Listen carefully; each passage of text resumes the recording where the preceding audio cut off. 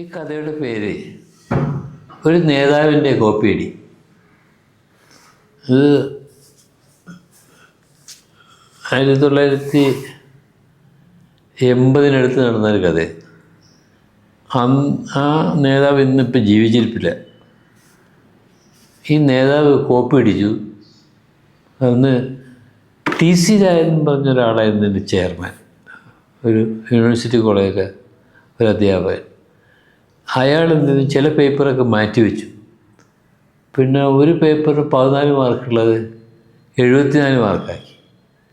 അങ്ങനെ പക്ഷേ ആ കാലത്ത് തനിനിറം പത്രം നിലവിലുണ്ടായിരുന്നു.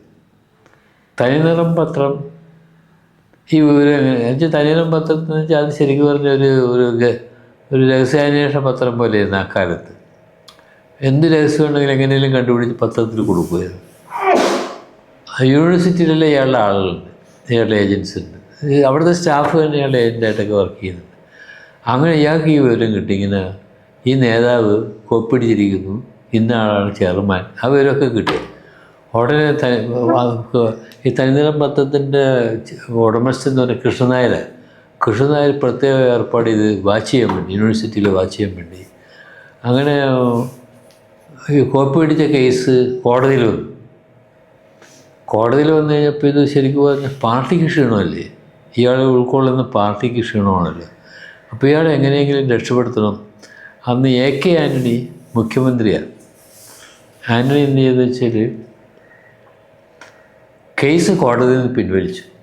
എന്നിട്ട് ജനരാജ് എന്നും പറഞ്ഞ കമ്മീഷന് കേസ് കൊടുത്തു. കമ്മീഷനോട് അന്വേഷിക്കാൻ പറ്റും. ഈ ജനരാജ് എറണാകുളത്ത് എൻ്റെ വീടിൻ്റെ അടുത്ത് എൻ്റെ ഒരു ബന്ധുവാണ്. ഒരു എറണാകുളത്തുള്ള ഒരു മുനിസിപ്പൽ കമ്മീഷണർ കൃഷ്ണൻ്റെ മകനാണ്.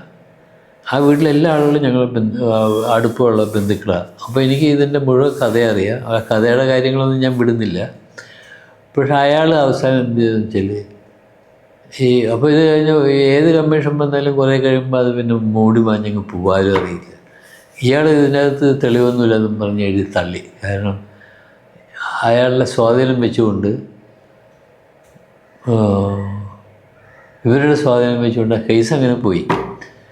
പക്ഷെ അന്ന് ഈ ആൻ്റണി അങ്ങനെ ഒരു തെറ്റ് ചെയ്തിട്ടില്ലായിരുന്നെങ്കിൽ, അല്ലെങ്കിൽ ഇങ്ങനെ ഇയാളെ രക്ഷപ്പെടുത്താൻ വേണ്ടി കേസ് കോടതി പിൻവലിച്ചിട്ടില്ലായിരുന്നെങ്കിൽ ആ നേതാവിൻ്റെ ഭാവി പോകുമായിരുന്നു. പക്ഷേ ഏതായാലും ആ നേതാവ് രക്ഷപ്പെട്ടു. ഇപ്പോൾ അയാൾ